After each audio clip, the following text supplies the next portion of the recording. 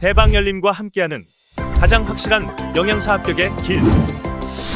영양사 강의 진행 20여 년 이상, 수많은 합격생들이 추천하는 영양사 특강, 5인의 영양사 합격 전문 교수팀, 20여 년 이상 꾸준히 보완되어 온 강의용 교재. 유사상호를 주의하세요. 대방열림. 안녕하세요. 안녕하세요. 네, 반갑습니다. 예, 이제 저랑 한동안 단체 급식이라는 거를 공부하게 돼요. 예, 단체 급식 또는 저희가 급식 관리라고 부르는데, 이번 시간에는 제가 어떻게 강의할 건지, 그 다음에 단체 급식이란 어떤 건지, 그 다음에 주로 어떤 문제가 어떻게 기출되는지 그거 먼저 설명드릴 거예요. 그래서 저희 같은 경우는 이제 단체 급식, 급식 관리라는 거를 하게 되는데, 여러분들이 이제 영양사 자격증을 따시게 되면은 영양사로 일을 하시게 되잖아요. 그러면 영양사로 일을 하게 되면 뭐 임상 영양사로 일을 하실 수도 있고, 아니면은 급식 관리 영양사로 일을 하실 수도 있고, 상담 영양사로 가실 수도 있고, 아니면 뭐 제약회사 영양사, 연구 영양사 굉장히 종류가 많은데, 가장 많은 분야에서 일하시는 분들이 우리가 일반 영양사 또는 급식 관리 영양사라고 불리는, 여러분들이 그냥 좁은 의미의 영양사예요. 예, 그러다 보니까 이 단체 급식은 그 영양사들의 업무 위주로 저희가 공부를 할 거예요. 예, 그래서 단체 급식은 제가 강의를 하는 데 있어가지고 실제로 여러분들 보시면은 범위가 굉장히 넓어요. 그래서 여러분들이 식품영양학과 다니시면서 뭐 영양학이나 식품학이나 이런 건 확실하게 있잖아요, 과목이. 근데 단체 급식은 여러분들이 그 사이에 배운 뭐 마케팅이라든가 인사관리라든가 급식 경영이라든가 이런 것들이 전부 다 단체 급식에 들어가 있어요. 그래서 범위 자체가 굉장히 넓은 대신에 문제가 아주 까다롭게 나오진 않아요. 그 대신에 여러분들이 범위가 넓은 만큼 문제를 딱 봤을 때, 아, 이건 처음 보는 문제다 싶은 문제가 나와요. 너무 범위가 넓기 때문에. 그래서 여러분들이 저랑 단체 급식 공부를 하면서는 문제를 많이 보셔야 돼요. 많이 풀어보시고 많이 보시면은 실제로 문제 푸시는데 그렇게 까다롭진 않을 거예요. 그래서 요즘 트렌드 자체는 단체 급식이다 보니까 예전에는 문제가 약간 이론 위주로 나왔었거든요. 근데 요즘은 완전 실무 위주로 나와요, 단체 급식이. 예를 들자면은 이제 여성분들 같은 경우는 보통 우리가 권장 식사 패턴이라는 걸 통해 가지고 메뉴를 짜거든요. 그럴 때 뭐 1900 B 형태다라고 하면은 우리가 고기, 생선, 달걀, 콩류 이런 데서 보통 우리가 4회 정도, 하루에 4회 정도 식사를 하거든요. 그러면 예전에는 문제가 어떻게 나왔냐면은 우리가 1900 B 형태의 여성이 우리가 생선, 달걀, 콩류 이거를 하루에 몇 회 정도 섭취를 해야 되느냐라고 하면은 4회 섭취를 한다. 이게 답이었었어요.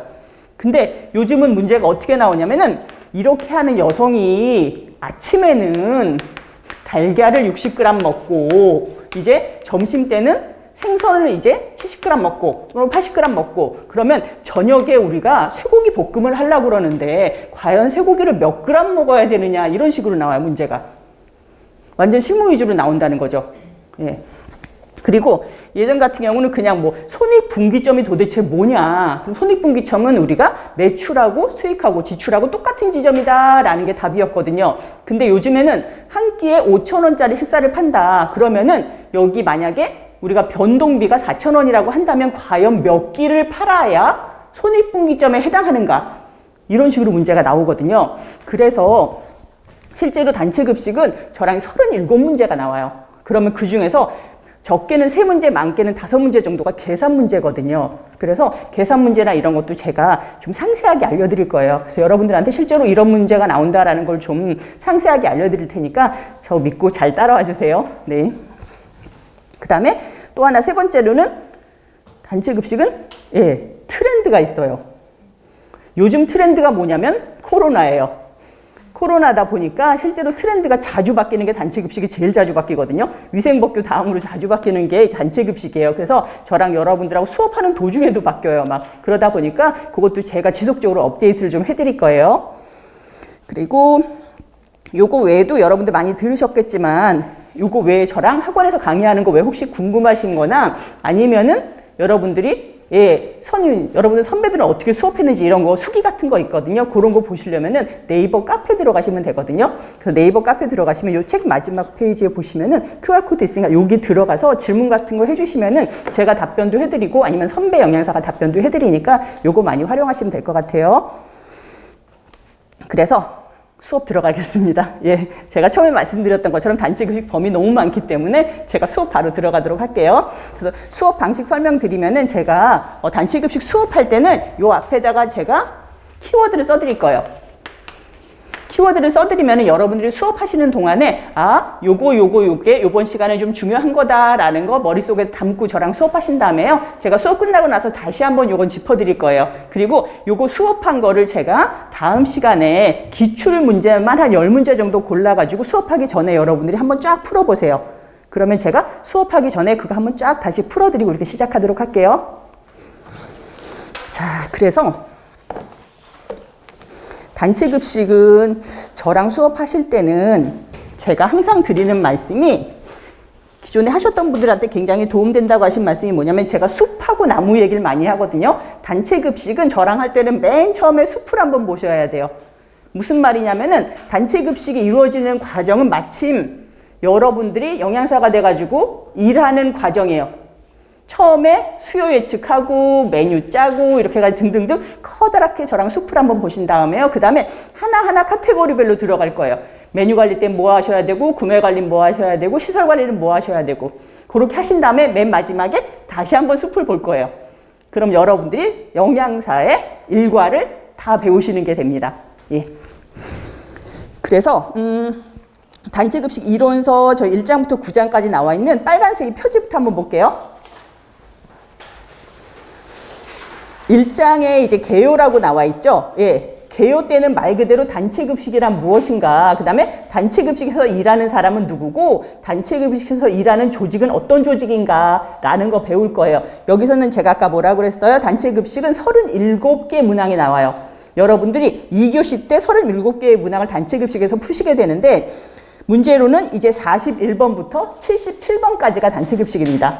예. 그래서 1장 개요는 지금까지 한 3개년도 영양사 문제 나왔던 거 분석을 해보니까 거의 똑같아요. 개요에서는 4문제가 나와요. 그리고 두 번째 식단 관리, 메뉴 관리. 이제 영양사분들 가장 중요한 이제 메뉴 관리인데 여기서는 이제 식단도 짜고 여러분들이 실제로 식단 평가도 하고 이럴 거예요. 그러면 요 시간에는 거의 5문제가 기출됩니다. 식단 관리 시간에는 요게 요번 해에는 조금 바뀔 수도 있는데 거의 비슷하게 이런 형태로 5개, 4개가 출시가 됐어요. 그리고 3장 구매 관리 들어가게 되면은 우리 이제 식단 짰죠. 그러면은 거기에 필요한 거 쌀 얼마, 미역 얼마 이걸 우리가 구매를 해야 돼요. 사와야 되는 거잖아요. 그 구매 관리 시간에는 6문제가 기출돼요. 구매 관리가 문제 많이 나와요. 그리고 그러면 물건 샀어요. 이제 쌀하고 미역하고 칼치하고 우리가 다 사왔어요. 그럼 그걸로 뭐예요? 만들어야 돼요. 그죠? 메뉴를 만드는 걸 뭐라고 부르냐면 우리가 메뉴를 생산한다라고 얘기를 해요. 그게 생산관리예요. 그리고 생산하기 위해 가지고 거기서 막 조리원들이 막 일해야 되잖아요. 그걸 작업한다라고 얘기를 하거든요. 그게 생산관리, 작업관리인데 요때 7문제 나와요. 그리고 5장에 위생안전관리. 요즘 안전관리 굉장히 중요해졌잖아요. 위생안전관리 시간에는 통상적으로 3문제 나왔어요. 그리고 시설 설비 관리는 우리들이 일하는 주방 아니면 홀 이런 데 관리하는 거거든요. 그런 거에서 2문제 정도 나와요. 그 다음에 7장의 원가 및 정보 관리는 한 끼 우리가 5,000원에 팔고 4,000원에 팔고 그게 뭐로 구성되느냐. 예를 들자면 우리가 한 끼 5,000원을 받았어. 그럼 그 중에서 식재료비를 3,500원을 쓰고 인건비를 200원 쓰고 경비를 뭐 700원 쓰고 그리고 실제로 한 끼 팔아서 200원이 남았다 뭐 이런 거 있잖아요. 그게 원가 관리거든요. 그래서 원가 관리에서는 우리가 3문제 정도 기출됐었어요. 그 다음에 8장에서 인적 자원 관리라는 건 뭐냐면 아까 우리 1장에서 배운 영양사나 조리사나 조리원들 이런 사람들 어떻게 관리를 할 것인가 라는 것이 인적 자원 관리예요. 뭐 인사팀에서 하는 거 있죠? 그거 우리가 인적 자원 관리라고 부르는데 그러니까 그런 거예요. 조리사나 조리원들이 일하는데 예전 같으면은 그냥 돈을 주면 일을 잘하셨는데 요즘에는 동기부여를 해주고 옆에서 이렇게 같이 북돋워 줘야 되거든요. 그 관리예요. 여기서는 5문제 정도 기출됐습니다. 그 다음에 이제는 마케팅이 단체 급식에서도 중요해졌어요. 예전에는 그냥 그 공장에 계신 분들은 무조건 와서 드셨는데 요즘은 메뉴 납품 안 먹어요. 예, 그래서 마케팅 관리도 굉장히 중요해졌거든요. 그러다 보니까 마케팅 관리에서 이제 2문제 정도 나왔어요. 그래서 요렇게 합쳐서 이제 37문제 정도 나왔습니다. 그래서 여기다가 제가 추가로 좀 말씀드릴 거는 제가 프린트 나눠드렸는데 요게 자료실에서 출력하셔도 되고요. 예, 보시면은 맨 위쪽에 단체급식 계산 문제라고 나와 있거든요. 단체급식 계산 문제는 제가 좀 특별히 신경을 써서 해드릴 건데 다른 이론 같으면 사실 조금 이해하면서도 가능한데 단체급식 계산 문제는 여러분들이 실제 안 풀어보면 전혀 못 푸세요. 그러다 보니까 한번 볼게요. 어디서 나오냐면은 식단 관리에서는 영양 소요량 계산하셔야 되고 성인 환산치라는 게 있어요. 그 다음에 식사 구성안에서 우리가 권장 식사 패턴, 아까 잠깐 말씀드렸던 거 우리가 뭐 쇠고기를 몇 그램 먹을 것인가 하는 거 있죠. 그거 계산하는 문제 나오고요. 두 번째 구매 관리 쪽에서는 굉장히 많이 나오죠. 구매 관리에서 계산 문제 많이 나와요. 뭐냐면 내가 얼마나 발주할 것인가 발주량 나오고 과연 내가 재고 자산을 지금 얼마나 가지고 있는가라는 거 계산하는 거 나옵니다. 그 다음에 세 번째 생산 및 작업 관리에서는 생산성 지수라는 게 나오는데 요거는 별표 하나만 할게요. 여러분들이 이 생산성 지수가 문제 요즘 정말 많이 나오고 있어요. 과연 내가 이 식당에서는 한 시간에 몇 끼를 만들고 있느냐, 아니면 내가 이 식당에서 350끼가 나가는데 한 끼를 만드는데 몇 분이 걸리느냐라는 게 우리가 생산성 지수라고 부르거든요. 그 부분 계산 많이 나오고 있고, 그 다음에 위생 안전 관리에서 소독액 농도 구하는 거 나오고요. 그 다음에 시설 설비 관리에서 식당 넓이. 근데 요 두 가지는 안 나온 지가 오래됐는데, 예, 요것도 제가 알려드리긴 할 텐데, 요것도 문제가 나올 수 있는 계산 문제예요. 그리고 원가 및 정보 관리는 손익 분기점이라든가 식재료 비율, 인건 비율, 적정 식단가. 과연 내가 얼마를 받아야, 한 끼에 얼마를 받아야 이 식당에서 적자를 보지 않고 운영이 가능한가 하는 적정 식단가 계산하는 것까지 말씀드릴 거예요. 그래서 계산 문제는 주로 여기서 나와요. 네. 그래서 제가 그럼 일단 1장 급식 관리 개요부터 나가도록 하겠습니다.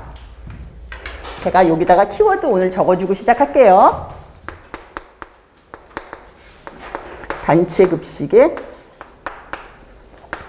정의와 목적. 오늘 정말 첫 번째 시간이니까 단체 급식이 뭐다라는 것부터 배우도록 할게요.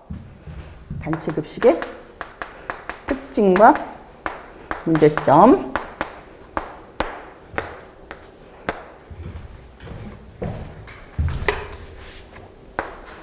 단체 급식의 순환 과정.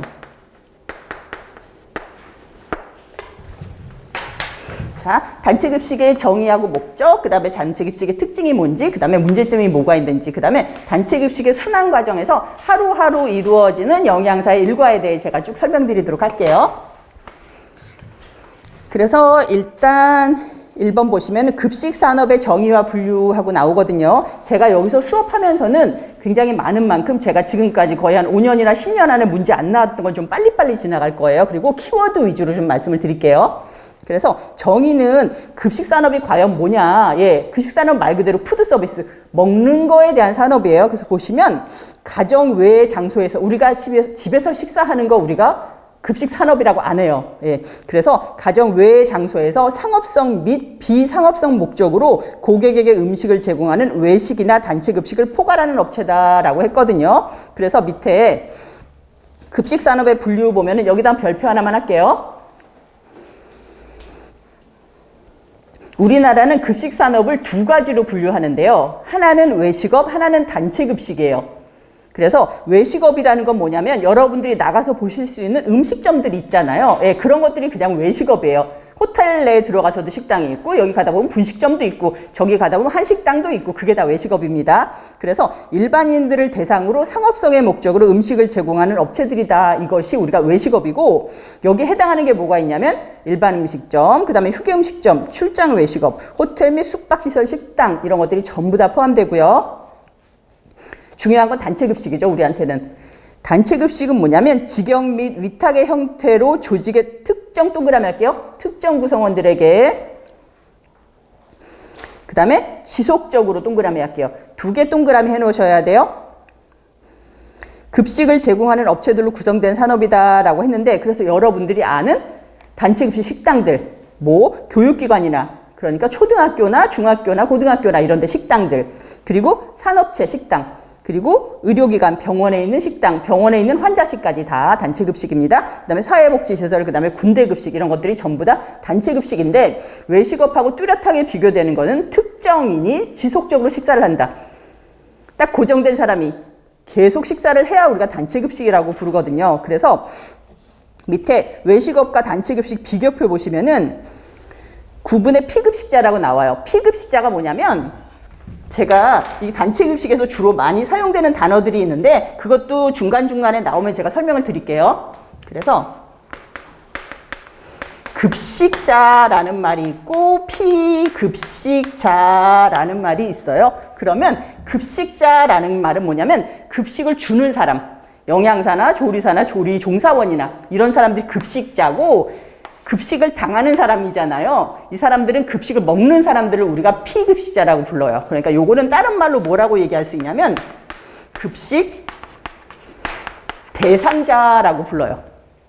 그러니까 식사를 하는 사람들, 이 사람들을 외식업은 불특정 다수다. 그러니까 정해져 있지 않아요.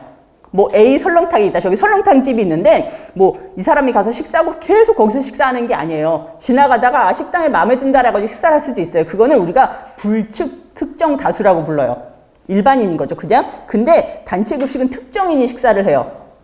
무슨 말이냐면 내가 A전자 식당이다. 그럼 A전자 직원들이 여기 와서 계속 식사를 하잖아요. 그걸 우리가 특정인이 식사를 한다고 말을 해요. 고정된 이 사람이 계속 식사를 하기 때문에 특정인. 그리고 두 번째 지속성이라는 건 뭐냐면 과연 계속 와서 식사를 하느냐, 어제도 와서 식사하고 오늘도 식사하고 앞으로 이 사람이 이 회사 다니는 한 계속 여기서 식사를 할 거다라고 하면 그건 지속성이 있는 거예요. 하지만 외식업은 뜨내기 손님이라고 하면 좀 미안하고 오늘은 누가 왔다가 내일은 또 딴 사람이 오고 이러잖아요. 그게 외식업의 특징이라는 거죠. 그래서 외식업은 지속성이 없고요. 단체급식은 지속성이 있어요. 이 두 가지가 가장 큰 특징이고 그 밑에는 메뉴는 외식업 같은 경우는 고정 메뉴라고 얘기하는데 고정 메뉴는 뭐냐면 설렁탕이면 어제도 팔고 오늘도 팔고 내일도 팔고 계속 똑같은 게 고정돼 있어 메뉴가. 저쪽에 스파게티 집 가니까 맨날 스파게티가 나와. 항상 똑같은 스파게티를 언제 가도 먹을 수 있어. 이건 고정 메뉴예요. 하지만 변동 메뉴라는 거는 어제는 돈가스였는데 오늘은 김치찌개고 그 다음날은 설렁탕이야. 메뉴가 맨날 바뀌죠. 단체급식은. 그래서 메뉴가 변동한다라고 해서 변동 메뉴라고 불러요. 그 다음에 가격은 외식업 같은 경우는 다양해요. 스파게티는 9,000원, 그 다음에 피자는 13,000원, 그 다음에 콜라는 2,000원 이렇잖아요. 단체급식은 단일하다는 게 무슨 말이냐면 저기 들어가면 한 끼 7,000원 아니면 한 끼 5,000원 이렇게 정해져 있어요. 단일 단가죠. 그리고 수요라는 건 뭐냐면 몇 명이 먹을 것인가 라는 거거든요. 근데 외식업 같은 경우 변동폭이 굉장히 넓어요. 왜냐하면 오늘 갑자기 대박 나서 오늘 100명이 먹었어. 여기 분식집에서. 근데 그 다음날 되니까 2명밖에 안 먹었어. 수요 변동폭이 굉장히 크잖아요. 근데 아까 얘기했던 우리 A전자 식당에 200명이 근무해요. 그러면 여기서 플러스 마이너스 10%를 잘 안 넘어요. 왜냐하면 이분들 다 여기 와서 먹기 때문에. 그래서 단체급식은 변동폭이 작다라고 얘기를 할 수가 있어요. 근데 이것도 아까 마케팅 얘기하면서 제가 말씀드렸는데 요즘은 변동폭이 좀 커요. 날씨 좋고 막 벚꽃놀이 하려면 다 나가버리고 오늘 갑자기 비 오면 우르르 식당 와서 먹고 그러긴 하거든요. 그래도 외식보다는 변동폭이 작다라고 볼 수 있습니다. 그다음에 관리자가 외식업은 이제 매니저나 점장이란 분들이 매니저로 일을 하게 되는데 관리자가 단체급식은 거의 영양사가 관리자로서 일을 하게 됩니다. 그래서 여기 비교표는 여러분들 지금까지 다 아시는 내용이거든요. 다 아시는 내용인데 그냥 머리 정리하라고 이렇게 만들어 드린 거예요. 그래서 여기까지는 문제가 어떤 유형으로 많이 나왔었냐면은 주로 많이 나왔던 게 다음 중에서 외식업에 해당하는 식당은 무엇이냐 아니면은 다음 보기 중에서 단체급식에 해당하는 식당은 무엇이냐라는 문제가 꽤 많이 나왔었어요. 그리고 단체급식의 가장 큰 특징은 무엇이냐라고 했을 때는 특정인이 지속적으로 식사를 한다라는 것이 가장 큰 특징이에요. 단체급식은. 그 다음에 단체급식 정의를 물어본다고 해도 특정인이 지속적으로 하나의 식당에서 계속 식사를 한다라고 보시면 됩니다. 그리고 여기서 하나 제가 요점을 드릴 게 우리가 아까 급식산업 하면서 상업성과 비상업성이라는 얘기를 했었거든요. 상업성, 상업적, 그 다음에 비상업적이라는 얘기를 했는데 이건 뭐냐면 상업적이라는 건 뭐냐면 이 사업을 해서 돈을 번다는 얘기예요. 비상업적이라는 거는 이 사업을 해서 돈을 벌지 않아요. 나는 이거 예를 들자면 뭐 종교 단체라든가 이런 거는 비상업적인 단체라고 부르잖아요. 근데 상업적인 거 비상업적인 거를 왜 말씀드리냐면 예전에 우리나라에서 급식산업을 분류를 어떻게 했었냐면은 상업적인 것과 비상업적인 걸로 분류를 했어요. 예전에는 두 가지가. 근데 이제 어떻게 바뀌었다? 외식업과 단체급식으로 바뀌었잖아요. 그래서 요즘은 물어보면 상업적인 급식, 비상업적인 급식 합쳐서 우리가 급식산업이다라고 얘기를 안 해요. 외식업과 단체급식 합쳐서 이 이유가 뭐냐면은 단체급식이 예전에는 비상업적인 급식이었어요. 예를 들자면 A전자가 있다. 그러면 A전자 사람들 빨리 식사하고 그냥 좀 쉬시라고 식당을 만들어줬어요. 왜냐하면 일일이 도시락 싸갖고 다니기 힘드니까. 그리고 학생도 학교 안에 뭐 식당 만들고 하잖아요. 실제로 단체급식 식당을 만든 이유는 복리후생이나 좀 편하라고 만들어준 거거든요. 그러다 보니까 그걸 해가지고 내부적으로 돈을 벌겠다 이런 뜻이 아니었어요. 그래서 비상업적인 급식이 단체급식이었었어요. 근데 뭐가 생겨났다? 위탁급식 업체가 1989년도에 생겨났어요. 우리나라는 특히나 대기업에서 다 갖고 있잖아요. LG 쪽에 아오미 있고, 그 다음에 삼성에도 있고, 그 다음에 한화도 갖고 있고, 다 갖고 있잖아요. 그러다 보니까 위탁급식 업체가 생겨났는데, 이거는 단체급식이면서 상업적인 급식이야. 그러니까 이 꼴이 표현이 안 되는 거야. 예전에는 상업적인 급식 외식업, 비상업적인 급식 단체급식이었는데, 단체급식인데 분명히 이게 상업적인 급식이란 말이에요. 그러다 보니까 이게 안 되는 거예요. 그래서 이제는 외식업하고 단체급식이고 단체급식도 반드시 비상업적인 급식은 아니다라는 거예요. 위탁급식 업체가 있기 때문에. 네.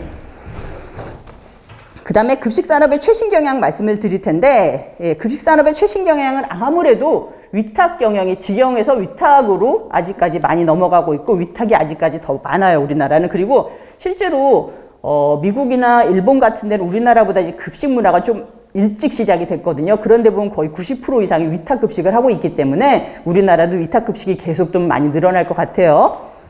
그 다음에 프랜차이징. 이거는 뭐냐면은 단체급식도 프랜차이즈가 들어가서 하게 돼요. 여러분들 뭐 파리바게뜨나 이런 거 많이 운영하는 SPC라는 그룹도 이제 급식을 해요. 단체급식을. 그 다음에 뭐 본죽이나 이런 죽 팔던 그 회사도 급식을 시작했어요. 그런 식으로 이제 프랜차이즈화 된다는 거죠. 그리고 사업이 좀 다각화되고요. 그다음에 케이터링 서비스, 프리미엄 급식. 단체 급식은 사람들이 전부 다 싼 급식이라고 생각하잖아요. 단체 급식에서 옛날에는 뭐 6,000원, 7,000원 받는 건 상상도 못했어요. 근데 요즘에는 뭐 8,500원짜리 급식도 있고 9,000원짜리 급식도 있고 우리가 그거를 프리미엄 급식이라고 불러요. 그 다음에 친환경 급식, 그 다음에 IT와 웰빙이 좀 접목돼 있고요. 그 다음에 가정식사 대체품이라고 홈 리플레이스먼트라고 그러는데 뭐냐면은 예전에는 뭐라 그러지? 이렇게 떡볶이 같은 경우도 떡볶이 재료만 많이 팔았잖아요. 근데 떡볶이를 아예 만들어서 제공을 한다는 거죠. 그러니까 가정식사 대체품이에요, 말 그대로. 설렁탕도 이젠 다 끓여서 팔아요. 여러분들 백화점 가면은 설렁탕 재료를 파는 게 아니라 설렁탕을 끓여서 집에 가서 데워 만드세요라고 팔잖아요. 그런 게 가정식사 대체품이라고 볼 수 있어요. 그리고 여기다 한 가지 더 해가지고 코로나 때문에 뭐가 생겨났냐면 맞아요. 밀키트가 많이 생겨났어요. 뭐 부대찌개다 그러면 부대찌개 끓일 걸 가서 정말 끓이면 될 수 있게 햄도 다 잘라놓고 예전에는 햄 사가고 그 다음에 뭐 일일이 다 사가가지고 잘랐는데 다 잘라서 섞어서 끓이기만 하면 되는 그게 밀키트죠. 그리고 글로벌화 됐고요. 그리고 그 옆에가 이제 배달식하고 무인한데 이게 코로나 영향 때문에 생겨났어요. 그죠? 아무래도 비대면을 하다 보니까 사람들이 무인화, 사람이 없는 거를 원하고 그 다음에 배달식을 많이 선호하게 됐다는 것이 요즘 가장 최근 경향이라고 보시면 됩니다. 그래서 요거는 한창 때 문제가 굉장히 많이 나왔었는데 다음 중에서 단체급식의 최신 경향이 아닌 것은 하고 문제가 꽤 많이 나왔었어요. 그래서 뭐 예를 들자면 오답으로 뭐가 나왔냐면은 지금 메뉴가 굉장히 다양화되고 있기 때문에 위생관리는 좀 소홀해졌다. 이러면 오답이에요. 오히려 이렇게 메뉴가 다양해지면서 위생관리가 훨씬 더 중요해졌다. 이렇게 보셔야 되는 거고 그 다음에 또 오답으로 자주 나오는 게 뭐였었냐면은 우리나라는 상업성과 비상업적인 급식이 점점 더 뚜렷해지고 있다. 이런 게 오답이에요. 오히려 이렇게 메뉴가 다양해지면서 위생관리가 훨씬 더 중요해졌다. 이렇게 보셔야 되는 거고 그 다음에 또 오답으로 자주 나오는 게 뭐였었냐면은 우리나라는 상업성과 비상업적인 급식이 점점 더 뚜렷해지고 있다. 아니에요. 틀린 답이에요. 왜냐하면 이게 서로 섞이고 있거든요. 위탁급식 때문에. 그래서 둘이 뚜렷해지고 있다라고 하면 틀린 답이에요. 그 다음에 뭐 인건비가 비싸지고 있는 건 맞죠. 인건비가 비싸지고 있기 때문에 메뉴가 이제 복수가 아니라 점점 단일 메뉴로 진행되고 있다. 이래도 틀려요. 메뉴는 여러분들 점점 더 다양해지고 있어요. 지금은 메뉴 한 가지 나오는데 식당 거의 없어요. 보통 복수 이상 메뉴에 주면서 선택성을 주거든요. 네, 그런 게 주로 틀린 답이었습니다. 그 다음 장에 이제 단체급식의 정의와 목적 볼게요. 단체급식 정의는 우리가 앞에서 말씀드렸어요. 특정한 사람들을 대상으로 지속적으로 음식을 공급한다라고 했는데 그 밑에는 법적 근거를 좀 알려드릴게요.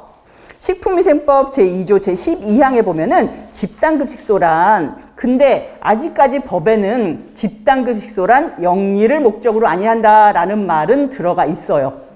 근데 집단급식소 중에서도 이제 위탁급식 하는 데는 영리를 목적으로 하지만 아직까지 법적으로는 이렇게 돼 있어요. 그래서 법적으로 얘기하는 집단급식소는 영리를 목적으로 하지 아니하면서 특정 다수인에게 계속적으로 음식을 제공한다. 이 세 가지가 다 들어가 있어야 집단급식소의 정의입니다.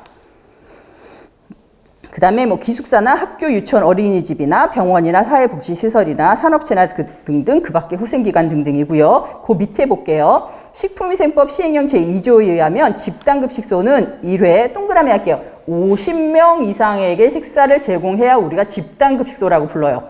저쪽에 공장이 조그만 공장이 하나 있는데 한 5명이서 식사를 해요. 그럼 우리가 집단급식소라고 안 불러요. 우리가 1회 50명 이상이라고 집단급식소라고 부르고요. 그 다음에 식품위생법 시행령 제21조 8항에 보면 식품접객업에 들어가요. 위탁급식은. 식품접객업 중에서 우리가 위탁급식 영업이란 집단급식소를 설치 운영하는 자와의 계약에 따라서 그거를 제공하는 거, 위탁 계약을 맺어서 제공하는 걸 우리가 위탁급식 영업이라고 불러요.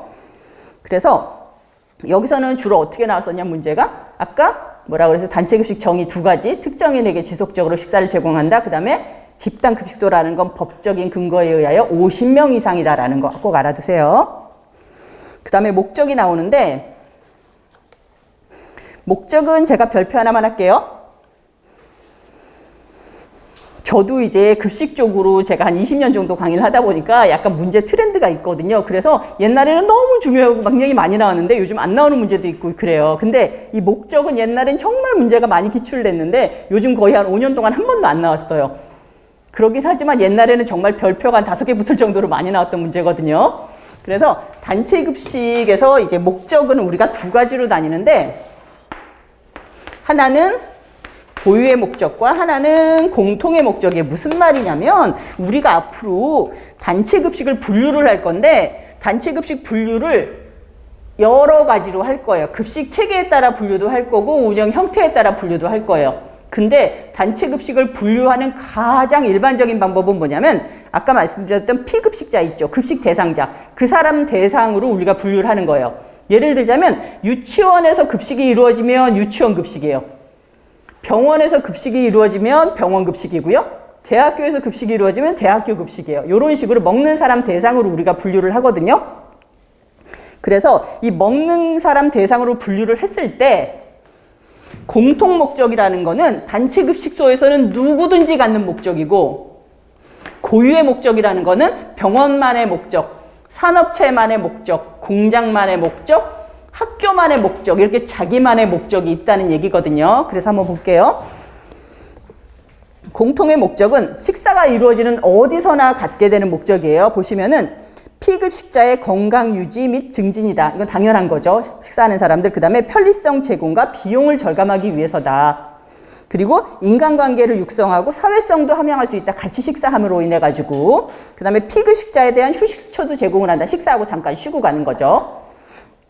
그리고 자원의 효율적 경제적인 활용에 기여한다. 이건 무슨 말이냐면은 예를 들자면 요번에 양파가 막 너무 풍년이에요. 그러면은 급식소에서 양파를 좀 많이 써줘요. 예, 그런 의미에서 우리가 이런 자원의 효율적인 이용에 우리가 기여를 한다라고 얘기를 하는 거예요. 요게 공통의 목적이고요. 밑에 고유의 목적 한번 볼게요. 산업체는 생산성 향상과 복리 증진인데 이거는 무슨 말이냐면 이 회사를 다녀요. 그러면은 식당을 이용할 수가 있어. 그럼 이건 이 사람한테 혜택인 거야. 나는 저기 A, B 내가 둘 다 이력서를 내가지고 A, B 공장 둘 다 됐어요. 근데 A 공장에는 식당이 있고 B는 없어. 여긴 내가 도시락을 싸갖고 다니거나 맨날 밥을 사 먹어야 돼. 그러면 이게 복리적인 혜택을 준다라고 얘기를 해요. 복리 증진이죠, 그게. 그리고 생산성 향상이라는 건 빨리빨리 먹고 식사하고 일을 더 빨리 할 수 있다는 거죠.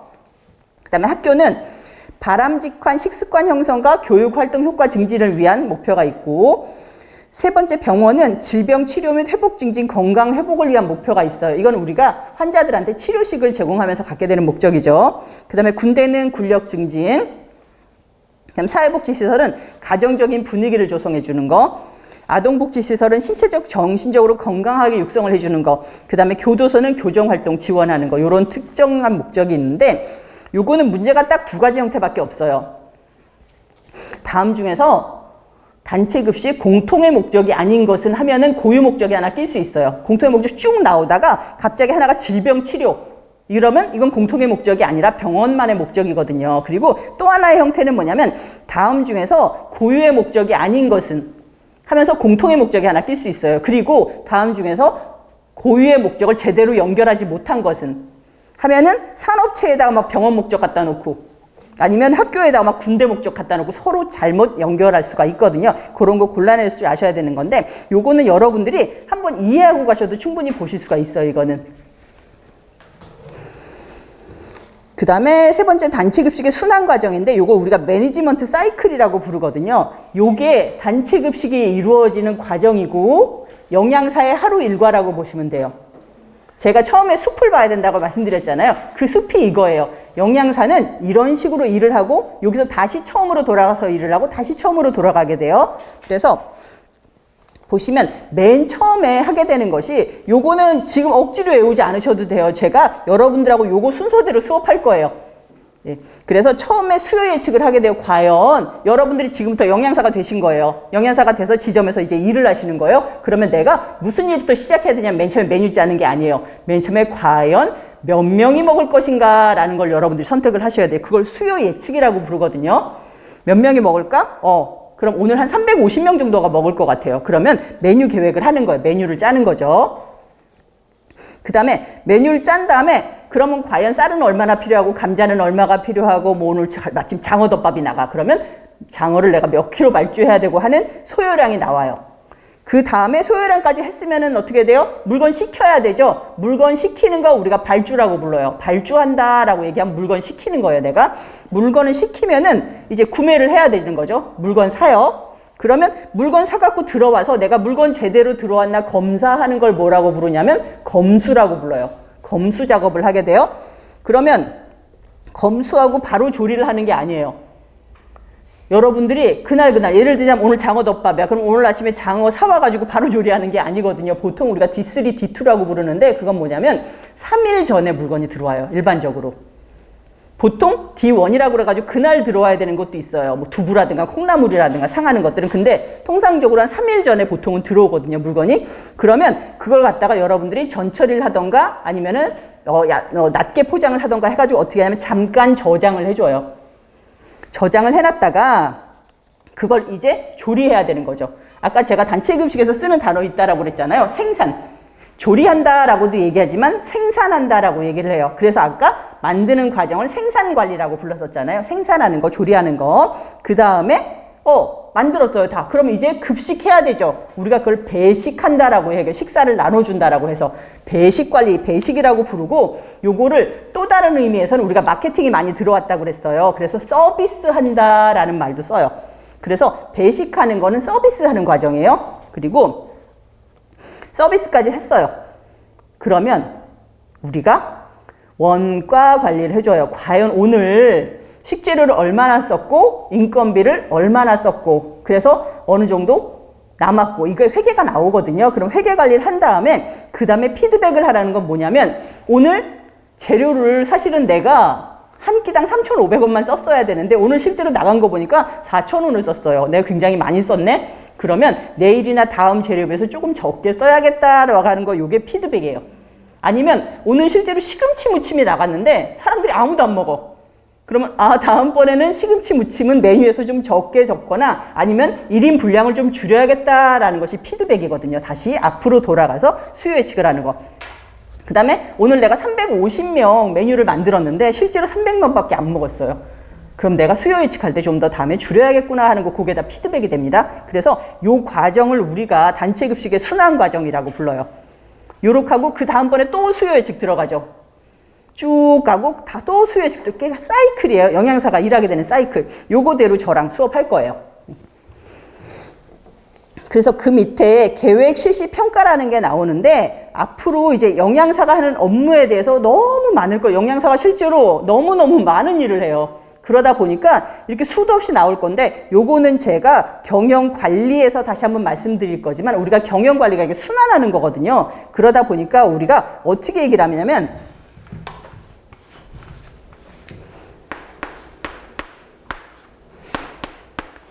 우리가 PDS라고 부르는 게 있어요. 이거는 경영의 순환 기능인데 이 PDS가 외우실 필요 없어요.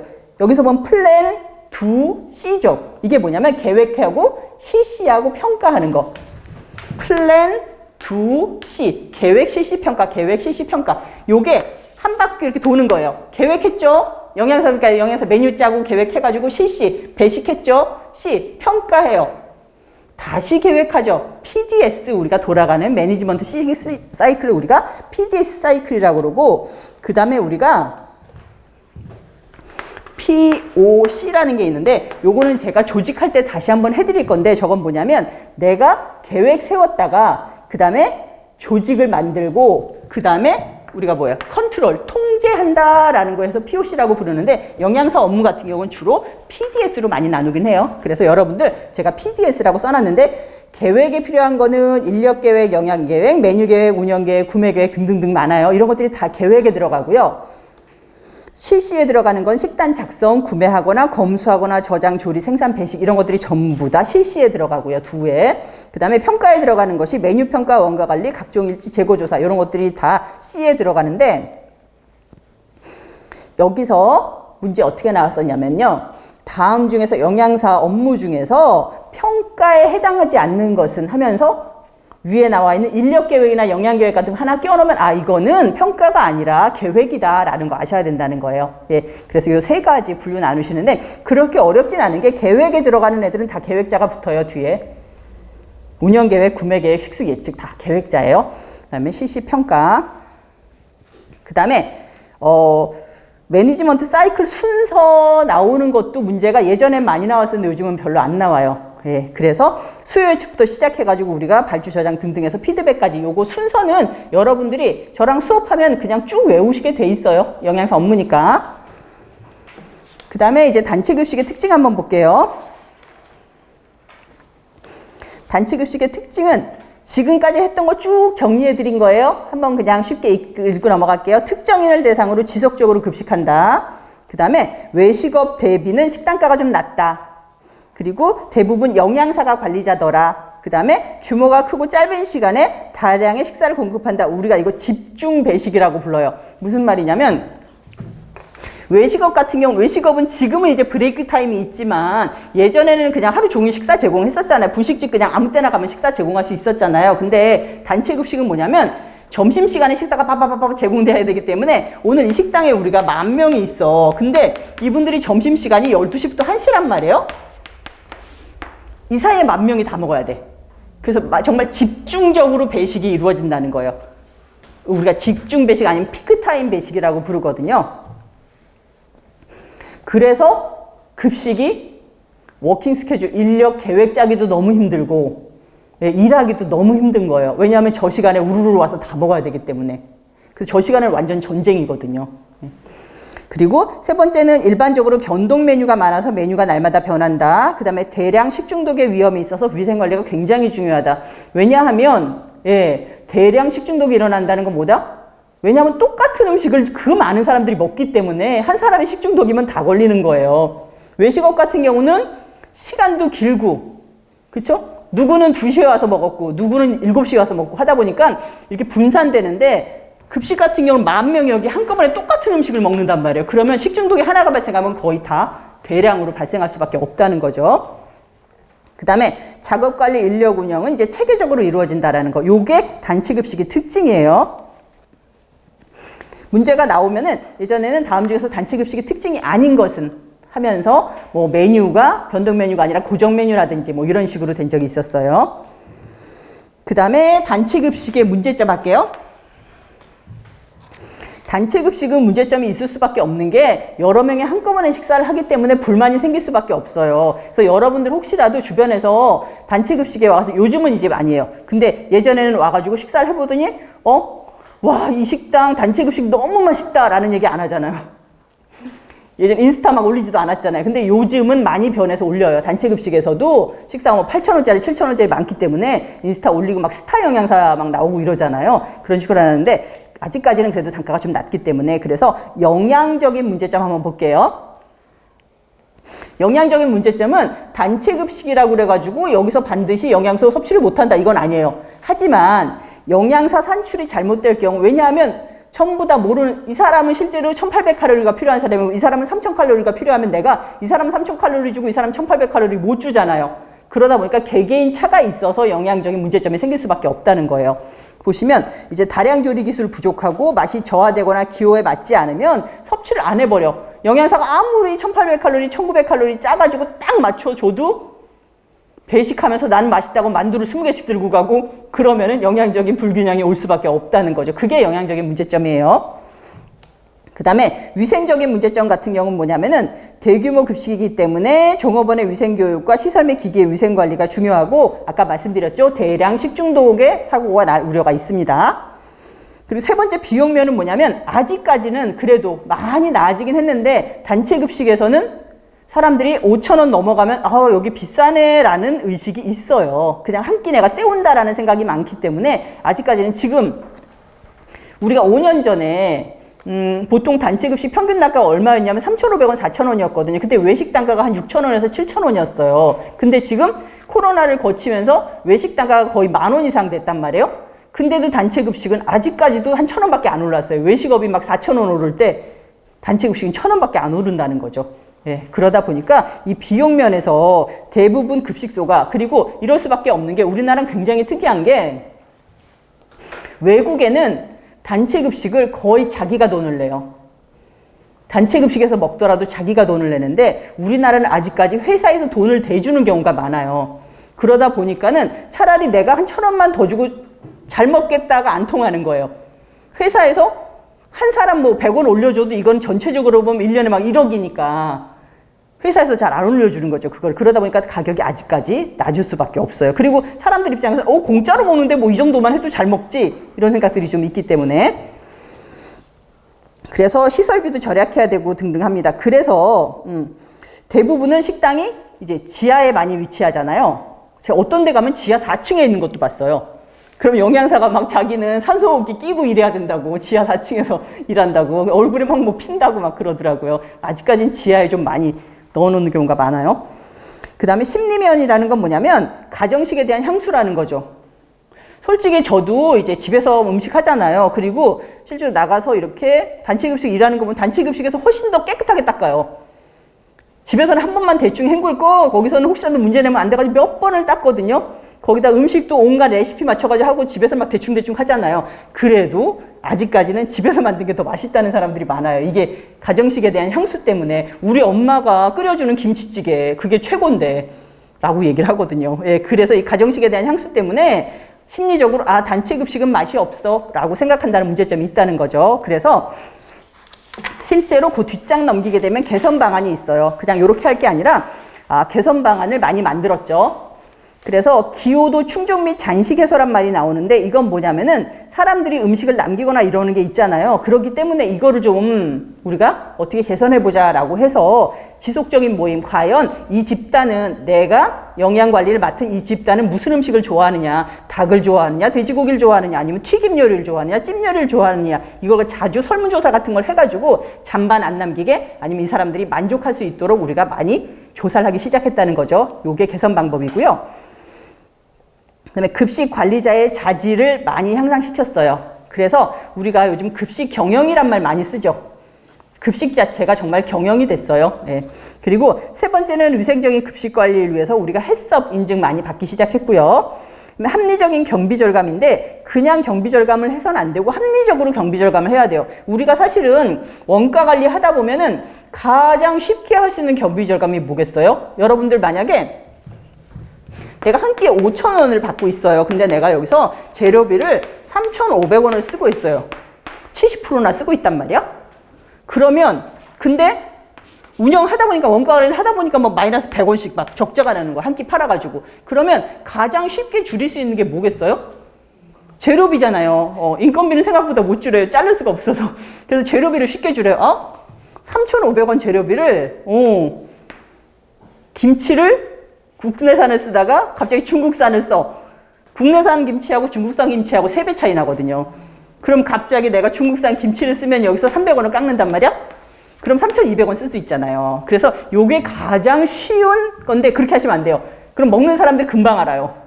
아, 식사질이 너무 떨어졌다. 그래가지고 오히려 식수가 떨어져가지고 계속 악순환을 하게 되는 거거든요. 그래서 합리적인 경비 절감을 하라는 건 뭐냐면 계절식품을 구매한다거나 아니면 우리가 대량 구매를 한다거나 이것도 제가 나중에 구매 노하우 하면서 알려드릴 건데 요런 대량 구매하는 방법이 있고요. 근데 합리적인 작업 관리 같은 경우는 우리가 작업 분석이라는 거 배울 거예요. 이게 뭐냐면 조리원들이 어떤 식으로 일을 하고 있느냐. 예를 들자면 이런 거예요. 작업 관리가. 오늘은 제가 맛만 보여드리는 시간이니까 나중에 작업 관리할 때 아주 상세하게 해드릴 거예요. 근데 여기가 전처리실이야. 여기서 막 내가 전처리에 감자도 깎고 그다음에 생선 머리도 치고 막 해요. 그래가지고 여기 창고 저장실에다 잠깐 저장을 해요. 그랬다가 여기 조리실이 있어요. 조리실에서 내가 조리를 막 해. 근데 만약에 요게 거꾸로 돼가지고 여기 전처리실이 있고 여기 조리실이 있고 여기 창고가 있어요. 그러면 내가 전처리실에서 전처리를 막 해. 그래가지고 여기 창고로 가져갔다가 음식하려면 또 이렇게 갖고 와야 돼. 이러면 쓸데없는 길이 하나 더 생겼죠. 최단거리가 아니에요, 이거는. 그래서 그러면은 요거를 중간으로 바꿔주는 거, 요게 작업 관리한다라고 불러요. 쓸데없는 작업을 내가 정리를 해주는 거죠. 예. 그래서 저런 작업 관리 같은 걸 통해서 좀 우리가 가격을 맞추는 거. 그 다음에 시설의 쾌적성 유지, 그리고 마지막으로는 경영자의 이해. 경영자의 이해라는 거 갑자기 생뚱맞죠? 이게 무슨 말이냐면 아까 뭐라 그랬어요? 거의 돈을 내주는 경우가 많다고 그랬어요. 그러니까 경영자한테 500원만 높이면 훨씬 더 식사가 잘 나갈 수 있습니다 라는 거죠. 그런 식으로 경영자한테 우리가 이해를 도모해라 라는 거예요. 가격을 높이자는 얘기예요, 결국은. 네, 여기까지 말씀드렸고요. 요번 시간에 한 거 제가 다시 한번 정리해 드릴게요. 단체 급식의 정의는 가장 중요한 것이 뭐다?